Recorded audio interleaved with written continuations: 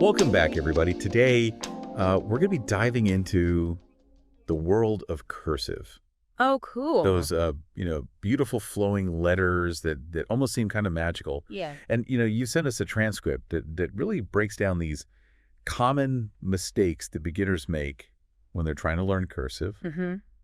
And it's a really interesting read. Okay. It's like a friendly guide to better penmanship with a little bit of inspiration mixed in, too. It's interesting because cursive itself has kind of gone through an evolution in education. Uh-huh. It used to be a must-have skill. You had to learn cursive. Yeah. But now it's often seen as more of a personal choice. So I think that makes this deep dive relevant, whether or not you're actively trying to improve your handwriting. Mm-hmm. It gets at the broader picture of how we learn and refine any skill. Absolutely. And, the source kind of jumps right into one of the biggest pitfalls, and that is holding the pen too tightly. And they describe how this creates a stiff hand and disrupts the flow, which honestly can happen in any creative process, not just writing. Right. Have you ever noticed that? Yeah. When you're trying to paint or draw or even play music? Yeah, all the time. Yeah. When it comes to fine motor control, like we use in cursive, relaxed muscles are a key. Right. Think of it like this.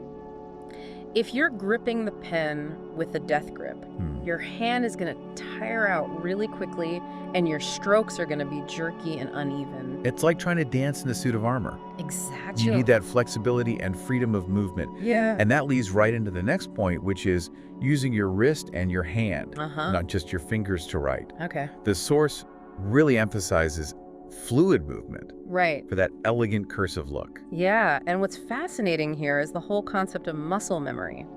At first, you're consciously thinking about every little movement. Yeah. But with practice, those movements become almost automatic. It's like learning to ride a bike. Yeah. In the beginning, it feels awkward and wobbly, but eventually your muscles just kind of know what to do. It's almost like your hand develops its own internal GPS for cursive. Exactly. But speaking of learning, our source also talks about how consistency is crucial. Letter size, angle spacing.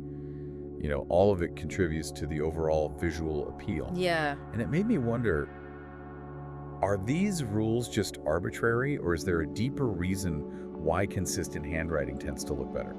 Well, if you look at the history of calligraphy, you'll see that those rules have evolved over centuries. Wow. They're connected to the tools that were used, the materials that people wrote on, even the cultural values of the time. So like the 45-degree angle, for example, wasn't just plucked out of thin air. Right. It emerged from the way that pens were held and the types of paper that were available.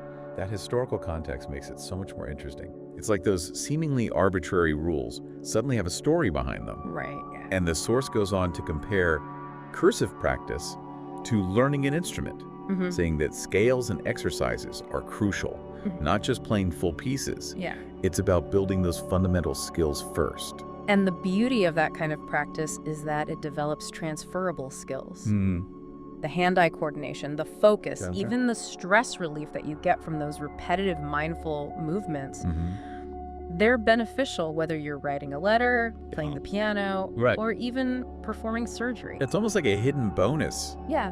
But of course, with anything worth learning, there's always that temptation to give up too soon. Right. And the source really emphasizes that giving up is the biggest mistake. And they use this fantastic analogy of handwriting looking like a dancing ant at first. But with perseverance, that ant starts running smoothly across the page. I love that analogy. And what's really cool is that there's actual science behind this. When we practice something, our brain forms new neural pathways. It's like building new roads in your brain. Wow. And the more you practice, the stronger those pathways become. So it's not just willpower. Right. It's literally changing your brain's physical structure through practice. It's like sculpting your brain. Yeah, and this is where that idea of persistence really comes into play. It's not just about forcing yourself to practice when you don't want to.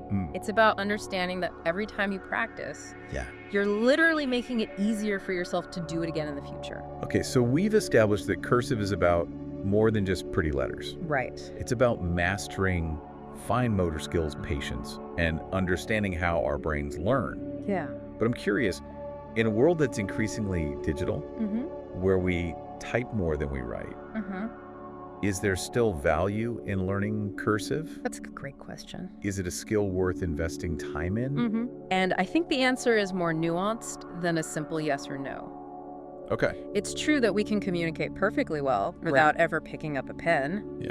But there's something about the act of writing by hand that engages different parts of our brains. It's like choosing to walk instead of driving. Exactly. You get there either way, Yeah. but the experience is totally different.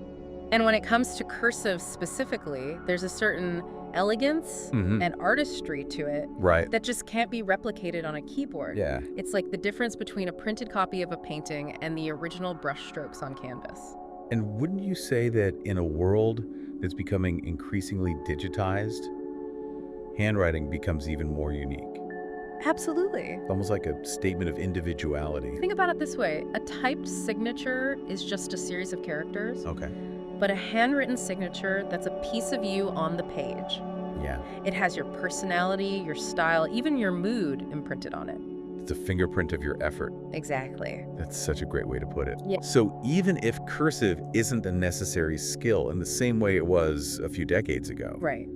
it still has value. It does. It's a way to express ourselves, to engage our brains in a different way, Yeah. and to create something that's uniquely ours in an increasingly digital world.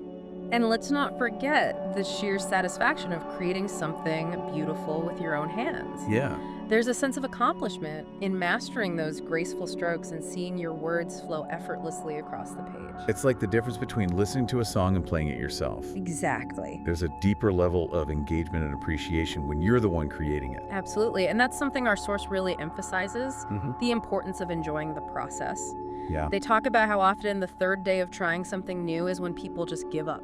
Oh, yeah. But real progress often happens after a week or even a month of consistent effort. That's like those co's learn to play guitar in 3 days ads. Right. They set people up for unrealistic expectations. Yeah. Real skill takes time and dedication. And it's often right when we're about to throw in the towel Yeah. that breakthroughs happen. It's like that saying the darkest hour is just before dawn. Exactly. I also appreciate how the source uses those personal anecdotes. Yeah. Like that dancing ant analogy. Mm-hmm. It makes learning cursive feel less intimidating and more relatable. That's the power of storytelling. It makes information more engaging and memorable. And it also reinforces that everyone starts somewhere. Right. Even the most accomplished calligraphers were once beginners, Yeah. struggling with shaky lines and messy strokes. We've all been there. Exactly. No one is born with perfect penmanship. Right. And speaking of starting somewhere, Yeah. the source talks about how important it is to practice those basic strokes, not just dive straight into writing full words. It's like learning scales on the piano before you try to tackle a concerto. Right. Those exercises aren't just about building muscle memory. They also help develop a sense of rhythm and flow, which is essential for beautiful cursive. It's like learning the individual steps of a dance before you can really move across the dance floor. Exactly. And the source also emphasizes the visual impact of consistent letter size, angle, and spacing. Right. It reminds me of those perfect handwriting samples we used to see in elementary school. And those rules of consistency aren't arbitrary. They actually have a fascinating history tied to the evolution of calligraphy tools and styles over centuries. Wow. So it's not just about following rules blindly. Okay. It's about understanding the principles that make handwriting visually appealing and legible. It's like the difference between copying a recipe and understanding the science behind why certain ingredients work together. Exactly. I'm starting to realize that cursive is about so much more than just rote memorization. It really is. It's Yeah. about developing a deeper understanding of the mechanics of writing and even the principles of design. And wouldn't you say those principles can be applied to other areas of life? Absolutely. Like in visual arts, problem-solving communication, anywhere where precision and attention to detail matter. It's about training your eye to recognize patterns, your hand to execute with accuracy, Right. and your mind to embrace the process of refining your skills. It's almost like a holistic approach to self-improvement. It is. And going back to that idea of handwriting being unique in a digital world, Yeah. isn't there a certain intentionality in choosing to write something by